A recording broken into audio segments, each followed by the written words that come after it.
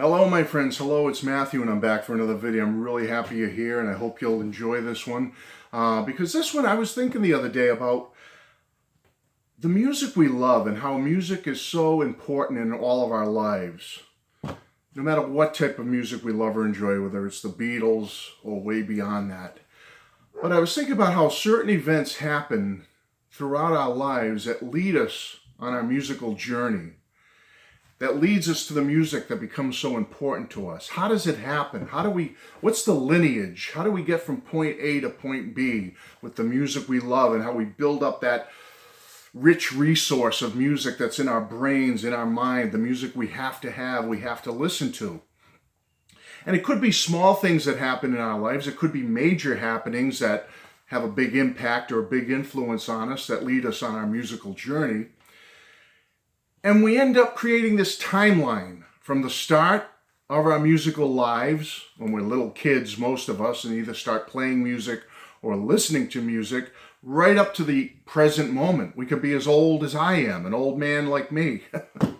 60 years old last month. I just turned 60. And I think about it and I say, I'm still discovering music. I'm still at my age receiving new input, new influences that set me off on loving new types of music. And it just amazes me and it's wonderful. And I would think you would agree with it. So see if stuff like this has happened to you and let me know what you think. But I'm going to give you my little lineage story today, or my musical degrees of separation, as it were. And I thought about it because there's this new band, which I'm going to get to at the end and show you the lineage.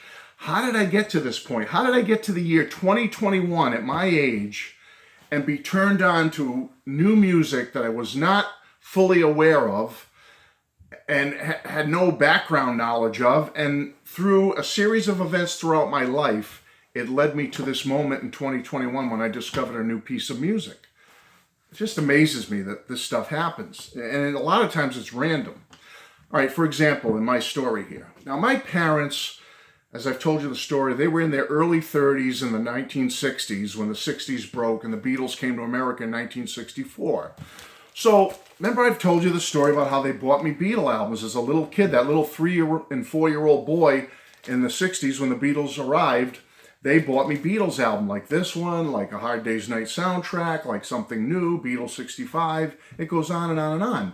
And what happened to me, because of the Beatles, because of my parents, that young early 30s couple buying their young son Beatles albums, I became a mega fan and loved the Beatles so much as the 60s progressed and into the 70s that during the 60s and 70s, the latter part of the 60s anyway, I began to seek out similar music. I loved them so much, I had to get similar music. So I was getting into the Monkees and the Who and the Byrds and the Beach Boys, etc., etc., all those great pop bands, rock pop bands from the 60s. And one of them included the Kinks, just to show you an example. I got into the Kinks and I loved the Kinks and all those other 60s bands and fell in love with that type of music because of that initial love of the Beatles.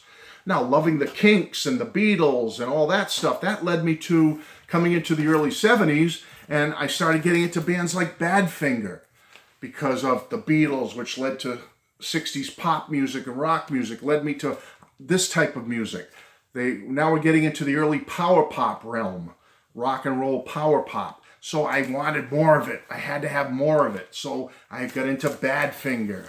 I got into bands like the Raspberries, okay? Love the Raspberries. Electric Light Orchestra, the Knack, the Romantics. And another big one for me around that time was Cheap Trick.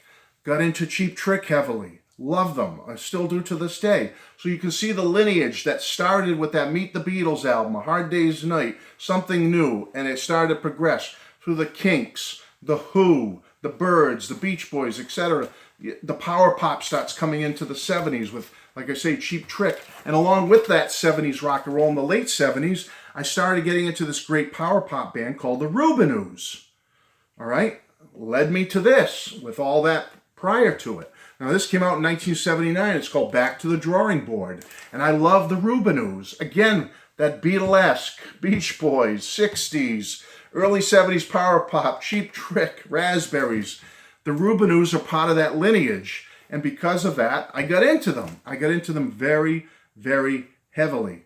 And again, this was in 79, and it stayed with me. It stayed with me. I got in. I'm now leading down a different little branch of the tree. I'm into the Rubinoos, and I'm really getting into them. And for the next 40 plus years, I'm a Rubinoos fan, and I'm buying stuff and getting into it and loving it. Now, I follow them and everything, and I would buy their albums and CDs, but I didn't get everything. You know, you get stuff here and there. Certain bands you may get every release, but not every band. Some bands you don't. Well, the Rubinoos was one of them. I got a lot of their stuff, but I didn't buy everything. You know, it just didn't come my way, or I didn't think of it. I got involved in other music.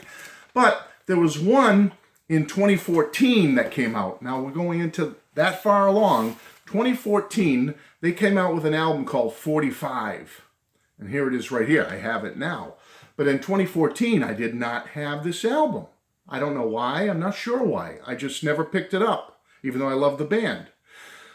So I didn't have this album, but it came out in 2014. Here's what happens. So in 2017, just on a lark, you know the story, I lost a friend of mine during the summer of 2017, my music buddy. I felt a longing for that camaraderie of music and having music friendship again. And so I joined YouTube. You know the story. Early 2017. Over 4 years ago now. Wow. It goes by so quick. But anyway, I get into YouTube and I start meeting up with people and talking about the Beatles and power pop and the other music I love and making new friends, older friends, younger friends, musical friends. It's been great. So I joined YouTube, and just by chance, with people that comment and like your channel and subscribe to your channel, this guy comes along, one of my first subscribers ever. He likes my channel. Oh, wow, you're talking about the Beatles. You're talking about power pop. I don't know too many people. I love meeting people like you who love this type of stuff. And I find out he lives across the country. I'm on the East Coast. He's on the West Coast. So what are the odds we would have met without the magic of YouTube, whatever? Probably never. And his name is Stephen Schnee. And you all know him. Many of you know him. He's a friend of mine here on YouTube. And we bonded over the music, the many artists we love, the Beatles, power pop. And one of them was our mutual love for the Rubinoos. He's seen the Rubinoos live, he knows them, he's met them, and it was just great. My whole life, I've never met as big a Rubinoos fan as I was until I met Steve. And I'm sure there's many others out there as well. But I was so excited about it that, wow, you like the Rubinoos, you're into the Rubinoos, we commiserate over the Rubinoos. So now, bring us up to 2021. We've been friends. We began into the Rubinoos. So we start getting excited about this new Rubinoos release that came out just a little while ago, the CBS tapes by the Rubinoos. And by the way, as an aside, this is a great album, a very cool album. The Rubinoos do 2 Beatles covers on here. They do a cover of Sugar Sugar. They do a cover of Walk Don't Run. They do Heartbeat, It's a Love Beat by the DeFranco family, and some originals. It's a great brand new album, folks. You'd love it. So check out the Rubinoos, the CBS tapes. But anyway, so I decided to ask him, becoming friends just a few months ago, I said, hey, just on a lark, I've never asked you this, Steve. What are some of your favorite Rubinoos records? I wanted to see if he liked some of the ones that I had and I liked. So he comes back to me with a list and tells me all the ones he likes. Oh, yeah, I like this one. I like that one. I go, oh, yeah, I got that one. Yeah, I love that one and all that. He goes, oh, and by the way, you should check out 45 from 2014. That's a great album. I go, oh, okay, wow, really? So Steve recommended it, and he said it's one of his favorites of the Rubinoos. I don't have that one. I don't know why I never got it. Gee, I'm going to get that album. So I grab it, and I listen to this album, and I love it all. It's typical, Rubinoos. If you love the Rubinoos, the early stuff, the newer stuff, it's great. They're a great band. You should get into them.